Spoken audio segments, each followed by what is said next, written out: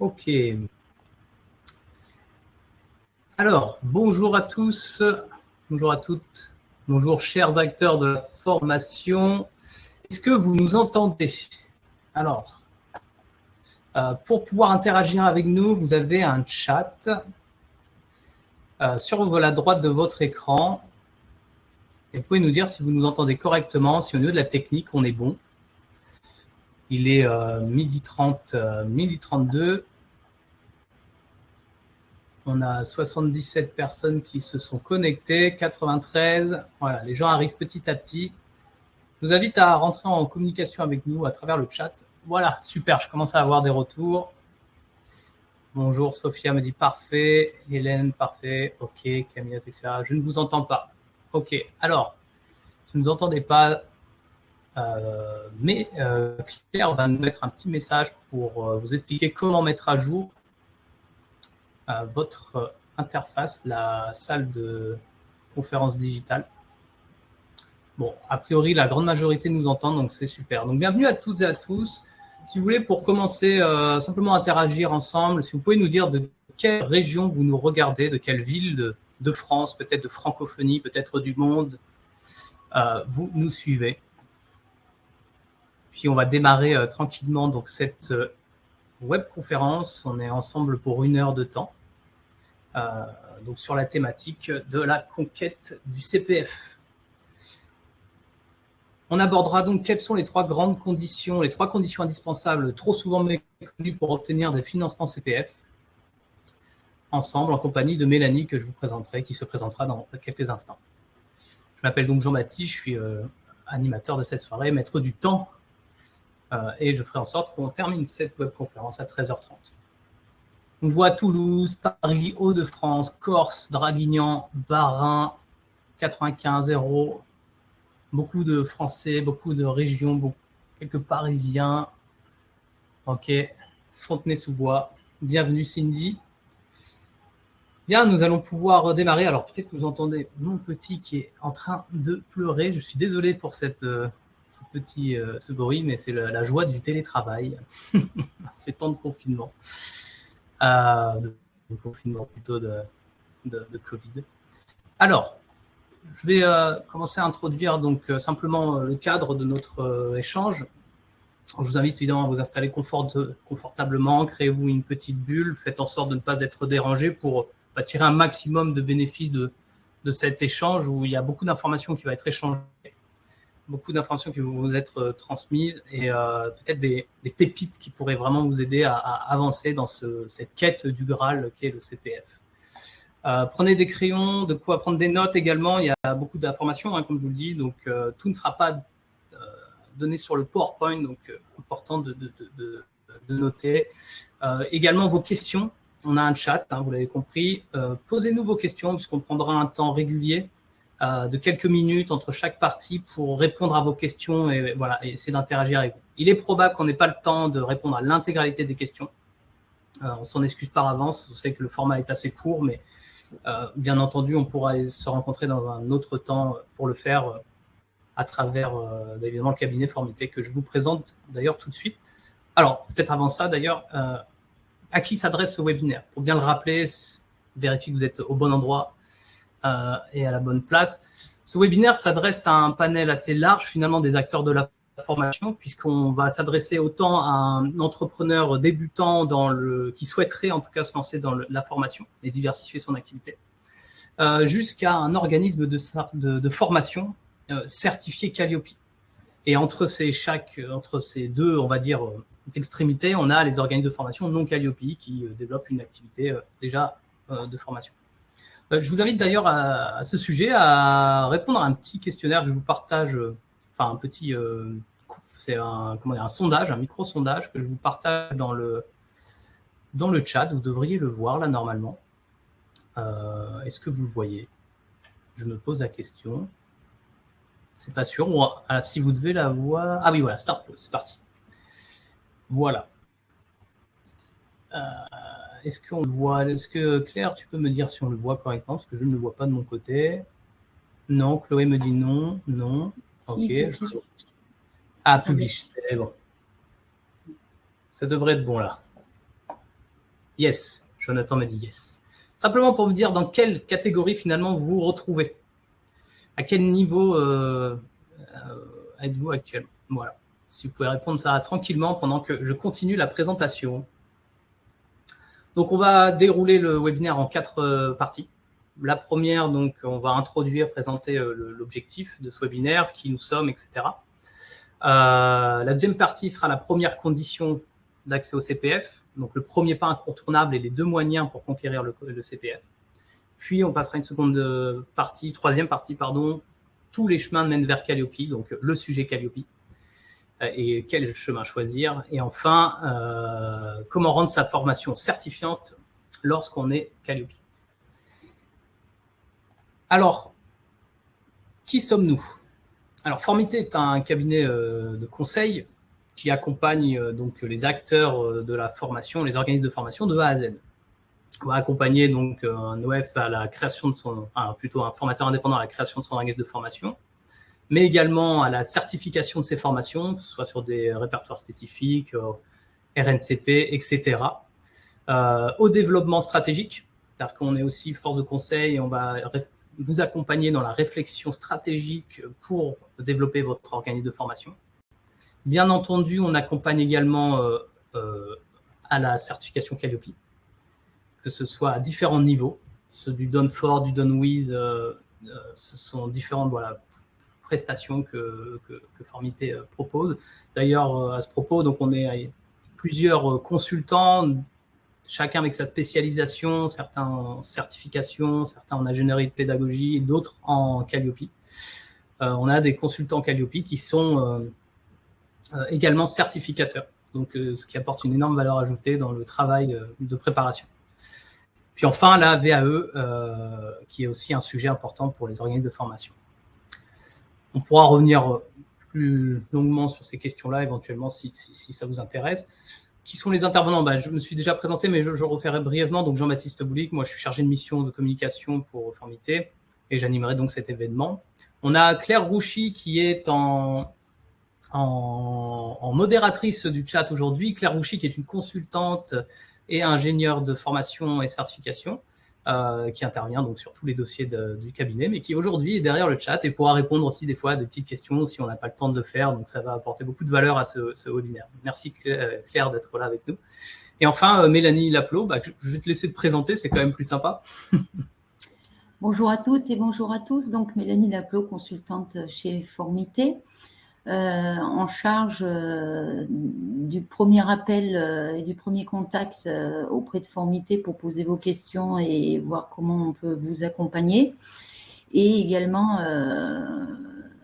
ma deuxième casquette, c'est que j'interviens aussi dans l'appui aux organismes de formation sur les questions de certification, d'agrément, certification auprès de France Compétences, d'agrément auprès du ministère du Travail et autres services que Formité peut proposer. Merci Mélanie. J'ai une question, je vais répondre tout de suite à la question, y aura-t-il un replay? Il n'est pas prévu de replay pour le moment. Néanmoins, on enregistrera quand même cette webconférence en cas de problème, si certains d'entre vous n'ont pas accès. Et voilà, c'est pour répondre à la question. Bien, les présentations étant faites, on va passer donc à la première partie. Donc le premier pas incontournable qui s'adresse donc comment ça s'appelle, aux formateurs ou aux entrepreneurs qui souhaiteraient diversifier leur formation. Alors, pour ça, la première question que je vais poser, que je voudrais te poser, Mélanie, disons que, la première question, même avant de parler de ça, c'est est-ce qu'il est toujours important ou toujours nécessaire d'aller vers le CPF? C'est une première question déjà, parce qu'on parle de la conquête du CPF, mais est-ce que c'est vraiment quelque chose que tous les organismes de formation devraient faire? Alors, devrait pas forcément, tout est question de stratégie, de spécificité de ce qu'on a proposé à sa clientèle. C'est aussi ce qui fait que Formité propose des audits stratégiques pour réfléchir, voir dans quel champ d'intervention l'organisme intervient, quelle est la plus-value d'aller chercher des dispositifs comme le CPF ou autres, je dirais, d'étudier les bénéfices et les risques, puisqu'on va le voir, il y a un certain nombre de démarches, de conditions qui sont parfois un peu lourdes, et c'est important d'analyser voilà, les bénéfices et les enjeux concrets qui sont derrière ces démarches-là. Il y a des organismes qui ne s'intéressent pas du tout au CPF, qui ont déjà une offre de formation qui roule bien en B2B direct ou B2C, et qui sont voilà, complètement autonomes. Et en tout cas, au jour d'aujourd'hui, on ne peut pas présager de demain. On sait tous qu'on est dans un monde un petit peu bousculé et incertain, mais en tout cas, au jour d'aujourd'hui, il y a des organismes qui ne font pas ces choix-là, et stratégiquement et financièrement, c'est tout à fait viable aussi. D'accord. Alors, pour ceux qui se lancent en tout cas dans cette quête, quelle est la première étape justement? Est-ce que tu peux nous dire quelle est cette première étape finalement indispensable? Alors la première étape qui est liée à cette quête, mais qui est liée avant tout de manière réglementaire à toute activité concourant au développement des compétences, donc que ce soit de la formation, de la VAE, du bilan de compétences et ou de l'apprentissage, c'est qu'en France, on se doit de déclarer une activité de formation. Donc depuis septembre 2021, il y a une procédure simplifiée qui permet de faire une télédéclaration, mais on va le voir, c'est l'un des chemins par lesquels on peut passer pour obtenir le fameux numéro de déclaration d'activité qui, en soi, est incontournable pour pouvoir produire de la formation et vendre de la formation. D'accord, donc le fameux NDA, à partir du moment où on a obtenu le NDA, on est organisme de formation, c'est ça? C'est ça. Ok.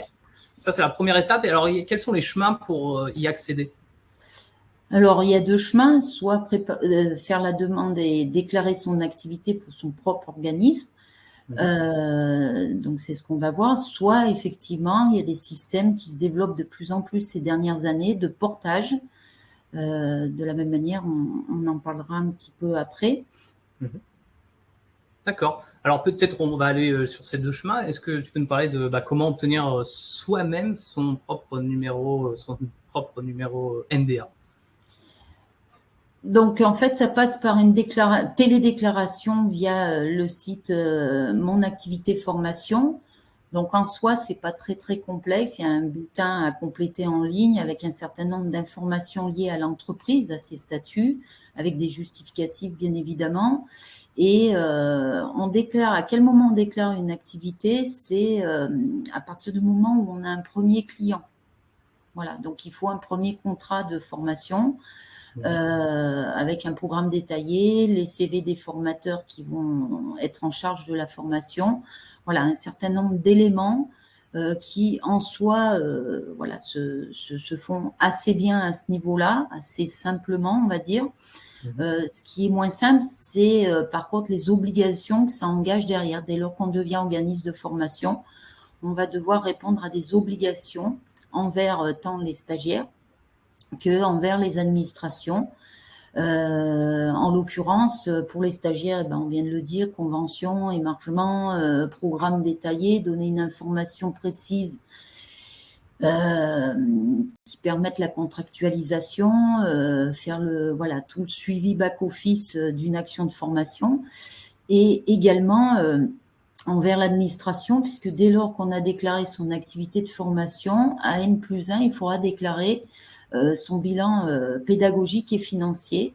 Il faut également dédier une comptabilité spécifique à l'activité de formation. Donc, quand on est mono-activité, de fait, la comptabilité se fait dans ce sens-là, mais c'est ce qu'on expliquait, il y a des structures qui ont une autre activité principale, des sociétés de coaching, des sociétés de vente de logiciels et autres, et qui développent une activité périphérique de formation. Et il faut vraiment dédier une comptabilité sur cette activité, de formation. Ok. Alors, si on pouvait parler des avantages et inconvénients d'aller vers ce chemin-là, ce NDA soi-même, est-ce que tu peux nous en parler? L'avantage, entre guillemets, c'est surtout de répondre aux obligations réglementaires en matière de formation. Encore une fois, on ne peut pas produire de la formation, la vendre en tout cas, sans être attaché à un numéro NDA. C'est surtout de répondre à ça. Après, l'inconvénient, on vient de le voir, c'est que on rentre dans une gestion administrative et comptable qui est assez chronophage dans l'activité du quotidien. C'est vrai que voilà, on voit beaucoup de formateurs, par exemple, qui deviennent indépendants, qui sont passionnés par la pédagogie, par l'expertise dans lesquelles ils interviennent, et puis qui croulent sous voilà, des difficultés en termes de charge de gestion de l'activité de formation. Voilà. Ok, donc en tout cas, ce que je comprends, c'est que si je veux être formateur, peu importe le chemin, je veux dire, je suis obligé de passer par cette case-là, même si je ne cherche pas le CPF pour l'instant. Absolument. D'accord. Alors, je précise, je vois les résultats un peu du sondage. On a vraiment une diversité. On a 30% de chacun des profils. Pour les profils qui sont déjà certifiés Calliope, tout ça va vous sembler être de la redite et tout ça. Mais on va venir vers les sujets qui vous intéressent vers la fin du webinaire. Je vous rassure là-dessus aussi.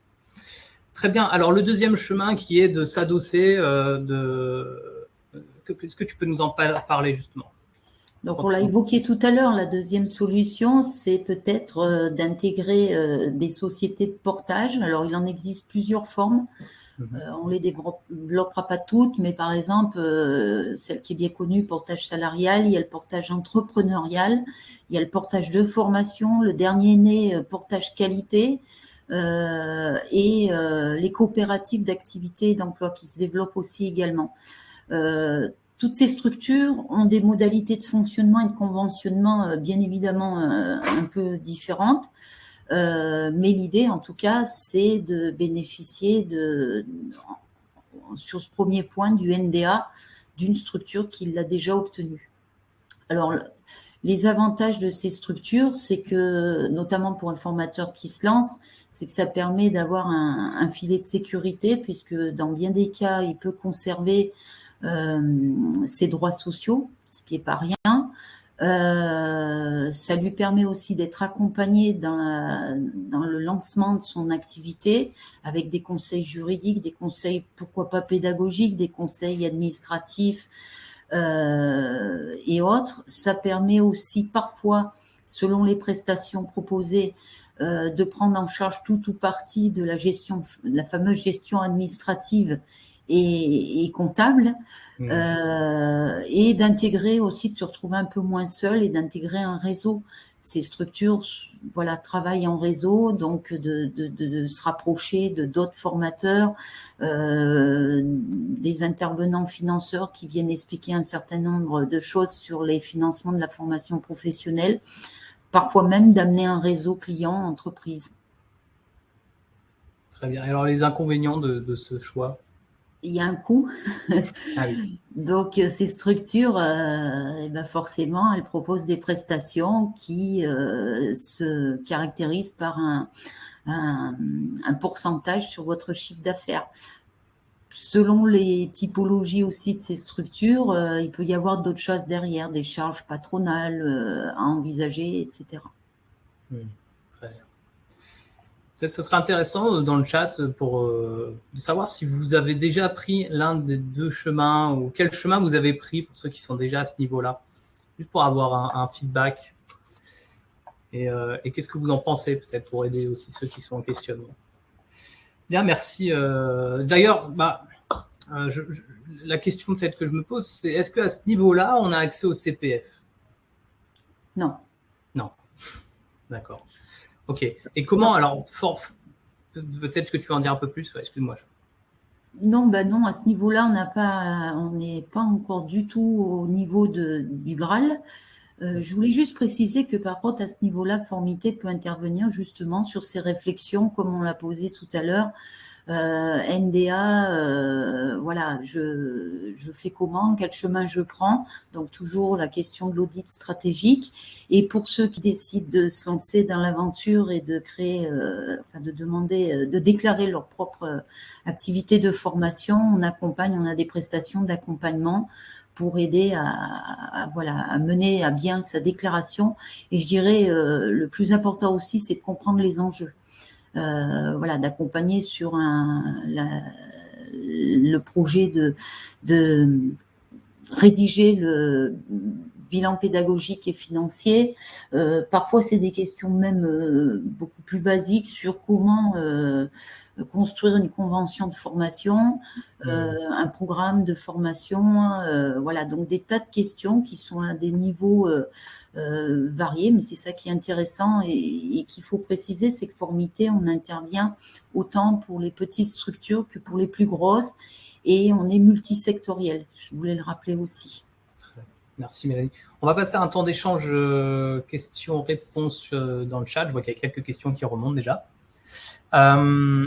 Alors, je relève comme ça un peu au fil. On a Morgane Lemou qui nous pose la question « Quelle différence entre le freelance qui travaille pour un cabinet et le portage de formation ? Pour mon cas, il s'agit de délivrer des accompagnements en bilan de compétences et de formation à la formation managériale. » Est-ce que cette question te parle ? Au premier abord, ce qui m'évoque, c'est qu'il y a un point qui n'a pas été abordé, c'est la question de la sous-traitance, qui est encore autre chose que de créer son propre NDA ou en tout cas d'être sur une structure de portage.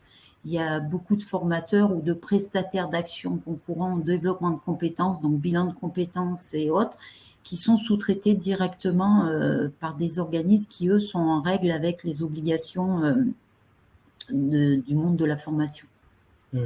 Donc, ça m'évoque ça. Mais après, voilà, pour des questions un petit peu plus pointues, ce que l'on propose, c'est qu'on fera des réponses individuelles dans l'après-coup. Ok. Oui, on va aborder ces questions-là. Ok. Alors, si vous avez des questions, n'hésitez pas à la remonter. J'avais une question aussi. Quelle est la fourchette, le pourcentage de CA et de quel ordre ? Alors, attendez, j'ai plein d'autres questions qui remontent. Ah oui. Juste pour répondre à celle-ci, pour le portage salarial, parce qu'attention, je vous ai cité un certain nombre de structures de portage. Portage salarial, les données nationales moyennes sont autour de 8 à 15% du chiffre d'affaires voilà, de l'organisme, enfin en tout cas du formateur qui souhaite se faire porter. Mais ça peut s'envoler selon le type de prestation que vous allez chercher et les bénéfices, puisque là on était sur cette première condition liée au NDA, et on va le voir un peu plus loin qu'on peut aussi bénéficier de Calliope par le même biais. Donc on en reparlera un petit peu plus tard. Voilà, il y a des variantes et des coûts qui sont et des prestations qui sont très variables. Donc c'est pour ça qu'il faut vraiment étudier. Mais c'est important de signaler qu'il se développe depuis ces dernières années plein de structures qui aident à se lancer. Et si c'est pas forcément se lancer, c'est au moins répondre à ces obligations liées à la formation professionnelle qui sont un peu pesantes pour certains organismes. Voilà. Alors, question dans la thématique, les auto-entrepreneurs peuvent-ils être organismes de formation ? Bien sûr. En fait, c'est une question qui vient souvent. Est-ce que le statut change quelque chose ? Non. Peu importe le statut que vous ayez, c'est dès lors que vous proposez de la formation, vous devez vous mettre en règle aux yeux de la loi pour former vos clients. Que vous soyez association, micro-entreprise, auto-entrepreneur, société, SARL, quels que soient les statuts, c'est l'activité de formation qui rend obligatoire la nécessité de se déclarer ou de passer par une structure porteuse. Ok, je pense que ça répond aussi à la question de Jonathan qui demandait en tant qu'indépendant, est-on considéré comme un organisme de formation de la même manière ? Absolument. Voilà. Très bien. Est-ce qu'il y a d'autres questions ? Alors, un formateur indépendant avec un contrat de sous-traitance ne doit-il pas avoir un NDA ? Question de Virginie. Alors, il n'y a pas de règle établie là-dessus, mais de plus en plus, en tout cas les sous-traitants, le demandent. Dans le cadre d'une démarche qualité, en l'occurrence Calliope. Très bien. Alors, on va passer à la seconde étape. Je vois le temps qui avance très, très vite. Oui. La deuxième étape, donc on a passé aux questions. qui est Calliope. Alors, qu'est-ce que Calliope déjà dans un premier temps, Mélanie? Très bien, donc Calliope, c'est une marque de l'État français qui permet qui est arrivée à l'issue de la réforme de 2018 et qui permet d'uniformiser, alors attention à ce que je dis, en tout cas d'apporter une réponse unique en matière de qualité des processus des activités de formation.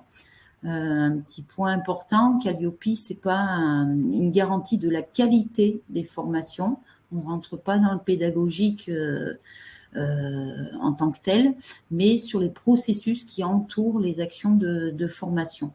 Donc, Datadoc avait été une première amorce de cette uniformisation en matière d'exigence d'attendu.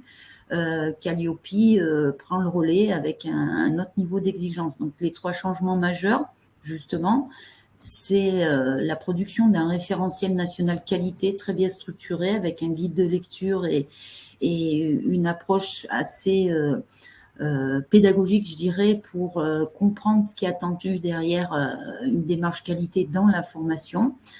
Donc lui-même composé de 32 indicateurs répartis sous 7 critères. Donc Calliope devient obligatoire à partir de janvier 2022. Donc il faut s'y préparer au mieux. Okay. Juste le deuxième, il y a 3 changements majeurs quand même qui sont importants. Le deuxième, c'est qu'on n'est plus sur une plateforme de référencement, mais ça passe par un cycle d'audit qui c'est plus la même chose de se retrouver en face de quelqu'un et d'expliquer quels sont ses process et d'amener les éléments de preuve dans un timing déterminé que de rentrer au coup par coup et à son rythme sur une plateforme des documents. Donc ça, c'est aussi un exercice qui change beaucoup la donne. Et le troisième, c'est un peu ce que je viens d'amorcer, c'est qu'on rentre dans un cycle de vie d'une certification qualité, puisque Calliope demande réellement maintenant de faire preuve d'une démarche d'amélioration continue et vraiment de mettre en place, faire évoluer ces process qualité au fil du temps et de ces évolutions. Juste pour essayer de synthétiser, en tout cas bien comprendre, si je prends une analogie, imaginons que je fasse des crêpes, je fabrique des crêpes, et en gros Calliope va venir regarder comment je fabrique mes crêpes, mais il ne va jamais goûter ma crêpe, si je comprends bien. Hein. Il ne s'intéresse pas au fond, il s'intéresse juste à la façon, c'est ça? C'est exactement ça. On est bien sur les processus. Il me semble que c'est des craintes qu'il peut y avoir chez les formateurs, on va venir regarder comment je fais mon cours. C'est une question qui revient souvent et c'est ce qui fait que, tout à l'heure, je revenais sur un terme que j'ai utilisé, uniformiser, en n'enlevant rien, la magie et la pédagogie des formateurs. Ça, c'est de leur responsabilité, c'est à eux voilà, d'opérer et de faire au mieux pour aider leurs bénéficiaires à grandir et à développer des compétences. Par contre, voilà, il y a une analyse autour de cette action, de ces actions de formation. D'accord. Donc, on doit être certifié Calliope pour aller vers le CPF. Alors, la question suivante, c'est quels sont les chemins, justement, pour y accéder à ce Calliope? Alors, pour aller un petit peu plus vite, il y a... un peu comme pour le NDA, deux chemins, soit faire certifier son propre organisme. Au passage, je précise qu'on ne certifie pas une personne ni une ou des actions de formation, mais c'est bien un organisme de formation qui sera certifié. D'ailleurs, ça rejoint la question du NDA, puisque la certification Calliope est rattachée à un NDA. Donc, soit l'organisme qui a son NDA décide de préparer et de passer son audit initial pour obtenir la certification.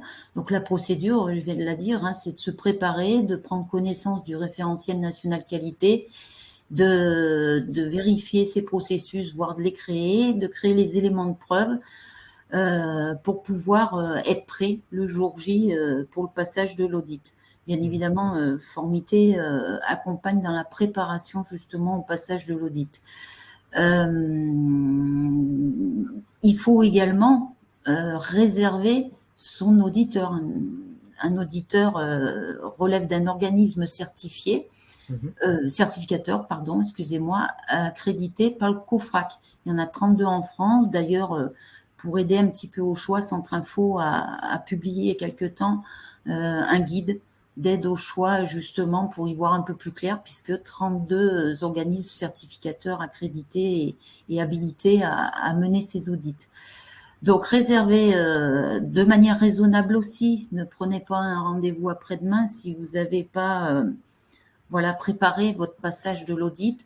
C'est aussi les conseils que Formité peut apporter au-delà de la préparation. C'est aussi quelles sont les démarches et quel est le côté raisonnable pour optimiser les chances d'obtenir sa certification en un coup sans non-conformité.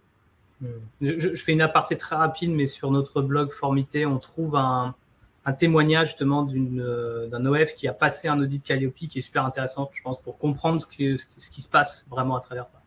Voilà. Absolument. Ce qui est important de signaler, c'est que tous les accompagnés de Formité aujourd'hui qui ont passé leur audit ont obtenu à 100% leur certification. Et le dernier témoignage nous a particulièrement touché et on le remercie. C'est Monsieur Wörth de Publicware. D'autant plus qu'on était dans un champ, vous voyez, ça permet d'illustrer le propos, très très rare, pas toujours bien connu, qui fait l'objet d'une réglementation particulière aussi, puisque son organisme est l'un des organismes habilités à former les élus locaux. Et ça rentre dans un champ très particulier. Tout le monde ne peut pas former les élus locaux. Il faut un agrément particulier. Et du coup, ce monsieur est venu à nous et en très peu de temps a réussi à se préparer avec un investissement certain. L'accompagnement, c'est pas faire à la place de l'autre, c'est l'accompagner, puisque de toute façon, in fine, c'est l'organisme qui non seulement passera l'audit, mais fera vivre ces processus derrière.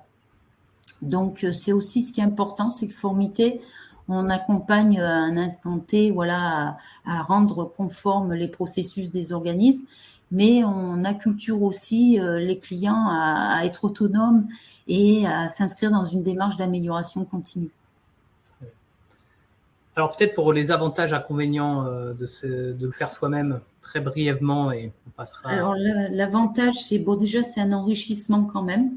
Tout, mais pas que nos clients, on peut le lire sur Internet. C'est vrai qu'on n'y va pas de gaieté de cœur en général, mais une fois plongé dedans et surtout la certification obtenue, tous les organismes s'accordent à dire que ça a été d'un enrichissement parce que ça a permis de prendre de la hauteur et d'être dans une amélioration continue, effectivement, de leur processus. Donc, ça leur amène une plus-value, un professionnalisme aussi au regard extérieur, une reconnaissance qui n'est pas des moindres et qui a été fortement utile.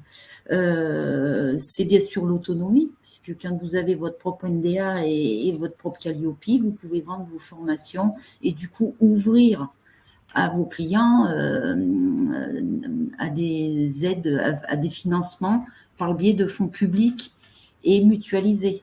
On l'a pas dit, mais Calliope, c'est aussi ça le grand enjeu, c'est de permettre à ses clients, quel qu'il soit leur statut et leur, je dirais un peu leur univers, de pouvoir bénéficier de financements tels que Pôle emploi, les OPCO, AGFIP, bien sûr le CPF et autres. CPF, on le verra peut-être à la fin, mais dans certains. On le verra juste après, oui. Ouais, très bien. Peut-être des inconvénients briefs aussi du Calliope, puisqu'il doit bien avoir. Tant dans la préparation, c'est pouvoir disposer de ressources humaines et financières. Je ne vais pas préciser, mais les audits, contrairement à Datadoc, au référencement de Datadoc, les audits Calliope sont payants. Donc ça, déjà, c'est un coût incompressible. Il faut investir là-dedans. Au-delà, en plus, après, de bénéficier d'accompagnement et d'aide par le biais d'organismes comme le nôtre. Donc, il y a un investissement, il faut des personnes ressources. C'est un petit peu quand même chronophage parce qu'on l'a dit, faire vivre ces processus qualité, c'est à chaque fois conforme, appliquer toutes ces procédures le plus respectueusement possible et tenir une veille, enfin voilà, répondre aux attendus du référentiel national qualité, ce qui par ailleurs est dans bien des cas fait. Moi j'ai beaucoup de personnes qui me disent mais on le fait, j'ai dit oui mais il faut le formaliser. Et c'est un petit peu ce qui est problématique, c'est qu'on n'a pas toujours tendance, mais tous, hein, à formaliser ce qu'on fait. Très bien. Alors le second chemin, peut-être pour aller vers là, je vois le temps encore une fois qui avance, le chemin qui serait, quel serait le deuxième chemin? On en a parlé brièvement, mais... Le deuxième chemin, on va aller très très vite, il revient au même que pour le NDA, c'est d'être porté, on l'a évoqué, par des structures de portage qui, du coup, vous font bénéficier de Calliope. Du coup, les avantages, c'est que vous n'avez pas à mener ces démarches-là. Je tiens quand même à faire un focus, c'est que dès lors que vous êtes porté, vous devez quand même apporter, vous, de votre côté, des éléments factuels, puisque vous êtes en charge de vos propres formations. Donc, vous devez quand même alimenter le système qualité de votre structure de portage. Ça ne vous dédouane pas de produire des feuilles d'émargement, des évaluations et tout ce qui peut être demandé. D'accord? Mais du coup, vous êtes un petit peu moins contraint par la charge, autant pour obtenir la certification que la faire vivre derrière. Et en termes d'inconvénients, on a le même que support du NDA. Tout à l'heure, forcément, ça impacte votre chiffre d'affaires. Très bien. Merci Mélanie pour toutes ces explications. On va prendre un temps assez rapide pour les questions. Je vois qu'il y en a beaucoup.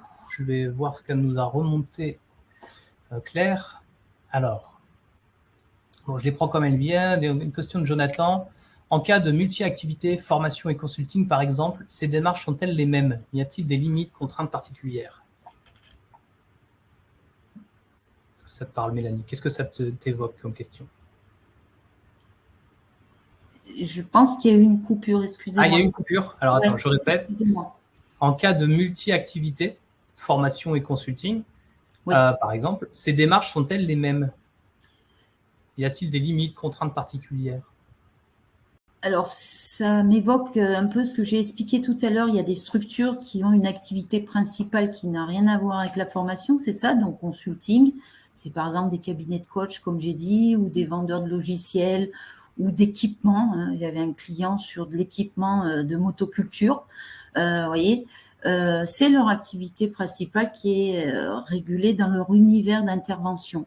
Mais dès lors qu'ils développent, ils diversifient avec des actions de formation, elles sont réglementées et les exigences sont les mêmes que l'organisme qui fait que de la formation. Est-ce que ça répond à la question? On va voir. En attendant le retour, j'en pose une suivante. Si on a plusieurs parcours de formation et de bilan de compétences, faut-il faire certifier Calliope chaque différent parcours, même si l'action commune est un bilan de compétences? Alors, c'est très bien, j'ai oublié de le préciser, mais la certification Calliope nécessite de bien, au moment de l'audit, faire, entre guillemets, apparaître les typologies d'actions qui sont proposées, puisque la certification Calliope mentionnera si elle couvre les actions de formation, les actions de bilan de compétences, d'apprentissage et de VAE. Donc, en effet, au moment de l'audit, c'est important d'amener des éléments de process qualité en lien avec les différentes typologies d'actions. Pour autant, on en a parlé tout à l'heure, on peut aussi se faire certifier à un instant T et développer de nouvelles actions quelques temps après. C'est prévu, c'est possible de demander à son auditeur, en tout cas à l'organisme certificateur, une extension. Il y a des procédures d'extension pour ouvrir à d'autres actions de formation. Moi, il y a une question qu'on n'a pas abordée parce que je me la pose là. C'est à ce stade, j'ai Calliope. Je suis certifié Calliope. Est-ce que je peux avoir accès au Graal, au CPF? Eh bien, oui, mais pour certains d'entre vous. Enfin, plus exactement pour certaines typologies d'actions. tombe bien, ça fait le lien. On va voir que c'est le troisième sujet derrière, c'est que le CPF a des exigences en matière de formation certifiante, mais ça ne concerne pas les actions de bilan de compétences, a fortiori, les actions d'accompagnement à la VAE, les actions de permis de conduire et les actions qui viennent en appui aux créateurs et repreneurs d'entreprises. Juste sur ce champ-là, un point sensible, c'est que pour les créateurs et repreneurs d'entreprises, on ne forme pas, je dirais, sur les compétences métiers. On forme sur les compétences de gestion d'entreprise. Donc, ça va être plutôt d'aider un créateur et un repreneur à avoir une réflexion sur la gestion de son entreprise, à mener une commercialisation, à intégrer le digital dans sa future entreprise. Voilà, des choses qui relèvent vraiment de l'entrepreneur et pas forcément du spécialiste d'un métier quel qu'il soit. D'accord. Très bien. Alors, je vois le temps qui avance. On va passer à l'étape suivante, la suite qui est la dernière finalement et qui va concerner la formation certifiante justement. Alors, on a le NDA, on a notre Calliope, mais on n'est pas dans le champ du bilan de compétences de la VAE et de l'installation à reprise d'entreprise. Comment faire certifier sa formation ? On va dire que ça concerne 90% des organismes de formation, puisque pour la plupart, on forme. Oui, alors le CPF a une exigence supplémentaire dès lors qu'on sort des typologies d'actions qu'on vient de citer, c'est de proposer des formations certifiantes. Ça veut dire quoi? C'est des formations, des parcours de formation qui débouchent sur une certification. Certification enregistrée par France Compétences sur l'un des 2 répertoires nationaux. Donc, il y a 2 répertoires, le RNCP, répertoire national des certifications professionnelles, qui recense les certifications professionnelles qui vont sur un périmètre métier dans son entièreté. Donc, c'est plutôt sur des parcours de formation plutôt longs. Hein, on n'apprend pas normalement un métier en 3 jours. Ou le répertoire spécifique, le RS, l'ex-inventaire, qui a été transformé en répertoire spécifique et qui, lui, recense plutôt des certifications, des micro-diplômes qui vont toucher plutôt des compétences spécifiques, transversales ou réglementaires, qui viennent compléter des certifications professionnelles, donc des métiers. Des exemples, voilà, on est tous là présents sur ce webinaire. On a tous besoin, avec des casquettes différentes, mais on peut tous avoir besoin d'aller se former en communication publique via des webinaires, prise de parole en public, des choses comme ça. C'est ce qu'on appelle une compétence qui va être transversale à l'ensemble de nos métiers, mais qui paraît importante de nos jours. Ça peut être des formations réglementaires, par exemple sur la SST. Ça peut être des formations réglementaires sur l'hygiène alimentaire. Voilà, enfin un certain nombre de formations, et en général, ce sont plutôt des parcours de formation plus courts. D'accord. Et alors, donc je comprends qu'on peut aller soit vers créer carrément un métier, donc via un RNCP, soit une compétence à l'intérieur d'un métier, ce qui serait le RS. Et alors la question, c'est comment on y va? Quels sont les champs pour y accéder à ça? Alors, il y a 2 possibilités pour un organisme, c'est de créer sa propre certification en lien avec un module de formation qu'ils ont, pour justement la faire reconnaître par l'État et l'ouvrir et la rendre éligible au CPF. On va voir comment ça se passe. Et la deuxième option, c'est de s'adosser à un organisme certificateur, donc qui est propriétaire d'une certification qui est déjà enregistrée, et par système de partenariat et de convention, d'obtenir un droit d'exploitation de la certification en question. Grosso modo, dans un cas, je forme et je vais préparer mes stagiaires à passer ma propre certification si je l'ai faite enregistrer auprès de France Compétences, ou alors je forme mes stagiaires, j'ai toujours ma magie, ma pédagogie, mais je suis vigilant à préparer mes stagiaires à passer la certification et les examens d'un autre. Voilà. Mais dans les faits, ça se pratique depuis la nuit des temps, puisque vous prenez l'éducation nationale, les diplômes éducation nationale sont proposés par X lycées et X organismes de formation privés, et chaque enseignant ou formateur peut opérer sa propre magie, sa propre pédagogie. Le tout, c'est de rester dans le cadre des attendus d'un référentiel et de permettre aux candidats de passer l'examen dans les meilleures conditions et d'obtenir la certification. Très bien. Alors, si on prend la première, créer sa propre certification, et peut-être à travers un exemple, est-ce que tu peux nous expliquer peut-être comment, et puis les avantages et inconvénients de ce choix-là? Alors, là, par contre, on rentre dans quelque chose d'assez délicat, puisque créer sa certification, c'est quand même un parcours qui demande déjà de changer de logique. On n'est plus dans le pédagogique, on n'est plus dans les modules et la progression pédagogique que vous proposez pendant vos parcours de formation. La question véritable, c'est quelles sont les compétences que je vais certifier au bout, les compétences professionnelles. Concrètes qui vont amener un niveau d'employabilité et d'autonomie de la personne dans des situations et des activités professionnelles précises. Donc, c'est une logique, ce qu'on appelle d'ingénierie de certification, qui n'est pas toujours évidente d'ailleurs pour nos clients à adopter. Parce que, encore une fois, calibrés sur leur pédagogie et les compétences professionnelles, c'est autre chose.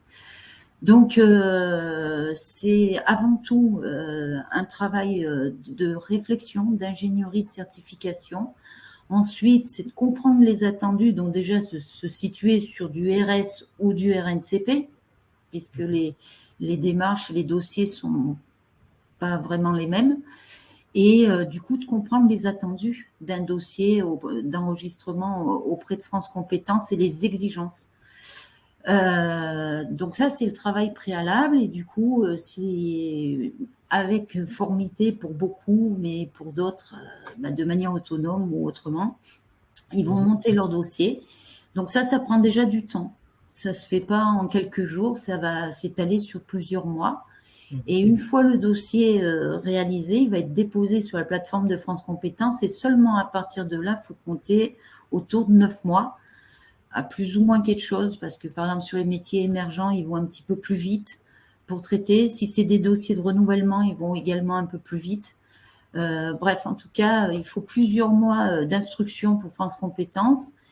Et au-delà de cette lenteur de procédure et je dirais de l'exigence et du côté délicat de la démarche, c'est en plus pour une réponse incertaine, puisqu'aujourd'hui France Compétences valide des demandes d'enregistrement sur le RNCP à 60% et pour le RS, on vient de passer à 15%.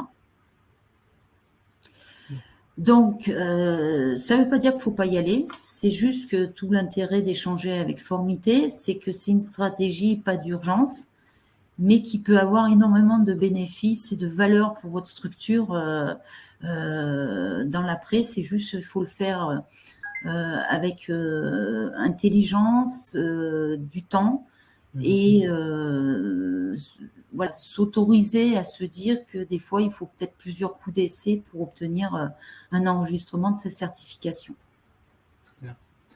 Et alors, en termes d'inconvénients, parce que là, j'ai entendu les avantages. Donc, les inconvénients, c'est ce que je viens de dire, c'est long, c'est pas une réponse dans l'urgence et c'est incertain quant à la réponse. Il faut comprendre un truc, alors là, on rejoint un petit peu aussi les audits stratégiques avec Formité, c'est que tout n'est pas certifiable, entre guillemets. Moi, j'ai des organismes qui m'appellent pour 4 heures de formation. Qu'est-ce que vous voulez mettre une certification en face? Ça n'enlève pas le mérite et le professionnalisme et la qualité de leur module de formation. Mais par exemple, dès lors que vous passez sur une formation certifiante, France Compétences demande une évaluation digne d'un examen. Alors, pas forcément proportionnelle aux exigences de la certification qui est couverte, mais pour autant mettre en place un jury professionnel avec des procédures d'examen relativement lourdes et organisées et précises sur une formation de 4 heures, c'est quand même compliqué. Voilà. Donc tout n'est pas forcément certifiable. Et puis, pas certifiable parce qu'il y a la question aussi sur le marché du travail. N'oubliez pas que les certifications, c'est une reconnaissance de l'État, donc ça donne une lecture des compétences attendues sur le marché du travail, tant pour les actifs que pour les entreprises. Voilà, donc on peut se poser la question en 4 heures, on peut apprendre plein de choses, c'est pas le souci. Mais est-ce que pour autant, quand vous regardez une offre d'emploi, vous verrez apparaître la compétence en question? Et ça rejoint une question de Virginie. Doit-on prouver l'employabilité pour le RS? Oui. Alors, l'employabilité, excusez-moi. Je rectifie parce que je pense que c'est par rapport au RNCP. Le RNCP, effectivement, on demande 2 cohortes minimum avec une étude du taux d'insertion à 6 mois et à 2 ans. Dans le RS, on ne demande pas ça. Mais pourquoi j'ai répondu un peu vite la question de l'employabilité, c'est parce que dans la note d'opportunité, on fait quand même une analyse des offres d'emploi et des besoins du marché du travail. Donc voilà, j'espère que ça répond à la question. Ok. On va quand même aborder le deuxième chemin avant d'arriver aux questions et on essaiera d'en prendre un maximum. Le deuxième chemin pour accéder à cette certification, donc c'est l'adossement, ou non, plutôt la location d'une licence. Est-ce que tu peux... Enfin, je ne le formule pas, c'est ça? C'est les deux. C'est effectivement s'adosser à un certificateur, donc on parle du droit d'exploitation ou en tout cas de location, parce qu'effectivement, il y a une notion de redevance, en tout cas dans certains cas. Bref, l'idée, c'est, je vais plutôt regarder les certifications qui existent déjà, qui sont enregistrées et qui sont actives pour un temps. Hein, je ne vais pas me concentrer sur une certification qui va s'arrêter dans quelques semaines ou quelques mois. Et je vais regarder d'abord l'adéquation avec mon module de formation que je veux rendre certifiant. Et après, je vais me rapprocher du propriétaire de la certification pour compléter cette analyse de l'adéquation du parcours de formation. Encore une fois, hein, vous allez former, mais il faut aussi que vos petits, comme je le dis, puissent passer l'examen d'un autre et répondre aux attendus de la certification d'un autre organisme. Donc, il y a à la fois votre magie à vous et votre savoir-faire, mais il faut bien calibrer votre parcours pour qu'il soit favorable à vos bénéficiaires dans une démarche de réussite en matière de certification. Donc, voilà, rechercher des certifications, se rapprocher des propriétaires, voilà, voir s'ils sont OK, parce qu'il y a des propriétaires qui refusent, qui ne souhaitent pas ouvrir à des partenariats. Et si oui, voir après les conditions de fonctionnement et de conventionnement et les aspects financiers derrière. Alors, je tiens juste à préciser, c'est que ce que je viens de vous expliquer, c'est plutôt pour le volet de certificateurs dits privés, puisqu'il faut savoir qu'on peut aussi s'adosser à des ministères. On a parlé tout à l'heure l'éducation nationale, et c'est entre guillemets encore plus simple, puisqu'il n'y a même pas de procédure d'habilitation. Bon, je dirais sous réserve de certaines démarches à faire pour vos bénéficiaires, il n'y a aucune procédure d'habilitation à ce jour avec l'éducation nationale. Autrement dit, on peut proposer un CAP, un bac pro demain. Je ne dis pas que ça se fait comme ça parce qu'il y a des attendus, mais il n'y a pas de procédure en bonne et due forme d'habilitation. Un autre ministère qui œuvre déjà dans ce sens-là depuis de nombreuses années, c'est le ministère du Travail avec ses titres pro, qui lui, par contre, fait une procédure d'agrément par le biais des DRITS. Alors pareil, elle peut être dématérialisée aujourd'hui. Et là, c'est un dossier en bonne et due forme de demande d'agrément qui n'est pas si simple que ça à faire. Et surtout, derrière la demande d'agrément, ça ne s'arrête pas là. Il y a des attendus très précis en matière de réalisation des examens pour un titre professionnel, que ce soit le choix des jurys, que ce soit une plateforme dédiée pour créer les sessions et, entre guillemets, inscrire les candidats. Voilà.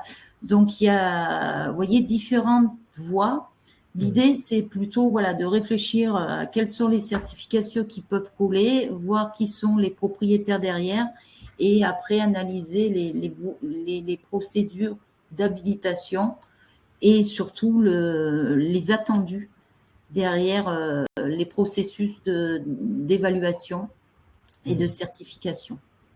Pour essayer d'être court. Hein. Oui, c'est important. Il nous reste 5 minutes. On va essayer de répondre. Il y a des tas de questions vraiment intéressantes. Je les prends. Alors, question de Régis. Alors, en résumé, peut-on résumer ainsi? Tant qu'on n'a aucune des actions de formation éligibles au CPF, il n'est pas possible, entre parenthèses utiles, de saisir ces actions de formation sur le portail EDOF. Absolument. Réponse simple. Okay. De toute façon, la Caisse des dépôts, elle bloque indirect. Quand la formation est uniquement sur des améliorations professionnelles, mais pas d'employabilité, est-il intéressant de certifier RS? Non, justement, sur la certification, on écarte tout ce qui est remise à niveau, si c'est bien ça la question. On est vraiment sur un niveau d'employabilité, soit sur une activité précise, professionnelle, soit sur plusieurs activités qui peuvent mener à un métier. Alors, le RS, ce n'est pas le métier, mais c'était pour... Claire, alors, je n'ai pas compris. Pour les bilans de compétences, pas de certification nécessaire? Non. Jusqu'à l'IOPI. Et le NDA. Et NDA. Où trouver ces propriétaires de certification? Très bonne question. C'est sur la plateforme. Enfin, vous mettez sur le moteur de recherche France Compétences. Vous arrivez sur la plateforme de France Compétences et parmi un certain nombre d'onglets, il y en a un, c'est rechercher de certification. Très bien. Et on rentre par mots-clés selon le domaine dans lequel vous formez. N'hésitez pas le brainstorming, parce que les certifications, des fois, par exemple, dans le management, on a des intitulés très différents qui font qu'il ne faut pas hésiter à mobiliser plusieurs mots-clés et de faire des essais pour trouver la liste des certifications actives qui peuvent être en lien avec votre univers. Question de Guillaume. Est-ce que la sémantique est importante? Si je vends des ateliers, suis-je régi aux obligations liées à la formation? Des ateliers, si c'est de l'animation. Je sais pas, je vais prendre un exemple, je sais pas dans quel domaine il est, mais j'anime des ateliers de poterie.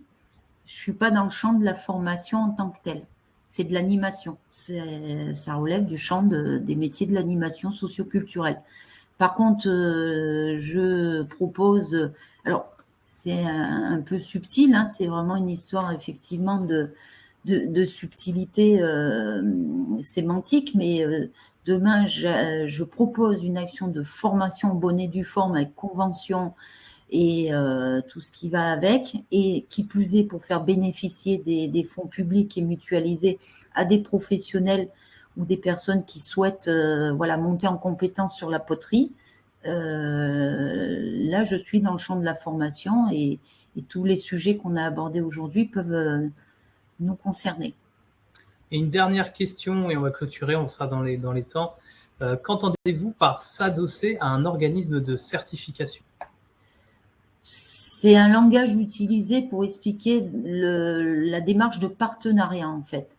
Comme je l'ai expliqué tout à l'heure, il y a des certificateurs qui ont déjà, eux, inscrit leur certification auprès de France Compétences, qui ont fait tout le chemin qu'on a évoqué tout à l'heure et qui ont réussi. Et du coup, on se rapproche des propriétaires de ces certifications et on leur demande une possibilité de pouvoir utiliser leur propre certification au bénéfice de nos clients, quoi. Très bien. Eh bien, merci Mélanie pour toutes ces explications. C'était court, intense. Il y a beaucoup de choses, beaucoup de questions certainement qu'on n'a pas pu aborder. Sans excuse pour ça, on pourra renouveler peut-être un événement de ce type si ça vous intéresse. D'ailleurs, laissez-nous dans le chat un commentaire sur ce que ça vous a apporté, qu'est-ce que vous avez apprécié. On va vous envoyer d'ailleurs un petit questionnaire par mail. Si vous pouvez prendre 2 minutes pour y répondre, ça va nous aider, nous, à peut-être enrichir, faire les choses autrement, différemment, garder ce qui est bien, etc. On vous met également un lien dans le chat pour prendre un rendez-vous si vous le souhaitez. Si vous avez encore des questions, que vous voulez peut-être planifier votre quête du Graal, j'allais dire, y réfléchir stratégiquement avec Mélanie ou d'autres consultants. N'hésitez pas, vous pouvez prendre un rendez-vous, on a un agenda partagé. Un petit mot peut-être pour clôturer, Mélanie, cet échange. Déjà, merci à tous d'avoir contribué à la bonne réalisation. Je vois qu'il y a eu beaucoup d'interactions, donc j'en suis ravie. Je vais être transparente, c'était le premier exercice pour moi de webinaire en live, donc pas toujours très à l'aise, mais en tout cas au clair quand même, j'espère pour vous. Je vois qu'effectivement, on a balayé beaucoup de sujets qui sont assez complexes quand même. Donc, je vous invite effectivement à ne pas hésiter à nous contacter. Formité, on propose des rendez-vous pour échanger avec vous et rentrer dans un niveau d'expertise et de technicité plus poussé si nécessaire. Mais en tout cas, un grand merci pour vos contributions. Morgane qui nous dit bien bravo, merci à vous. On a des commentaires. On sait, on n'a peut-être pas été jusqu'au bout. Il y a encore beaucoup de choses à dire. On a juste ouvert la boîte de Pandore quelque part, j'imagine. Et en tout cas, merci pour votre présence, votre écoute. N'hésitez pas à rejoindre aussi la newsletter de Formité pour qu'on puisse vous communiquer tous les nouveaux articles, etc., qui sont très précis, très pointus sur le sujet. Et ça, pour les acteurs de la formation. À très bientôt. Bonne fin de journée à vous. Et on se retrouve pour un prochain événement, peut-être. Au revoir. Au revoir.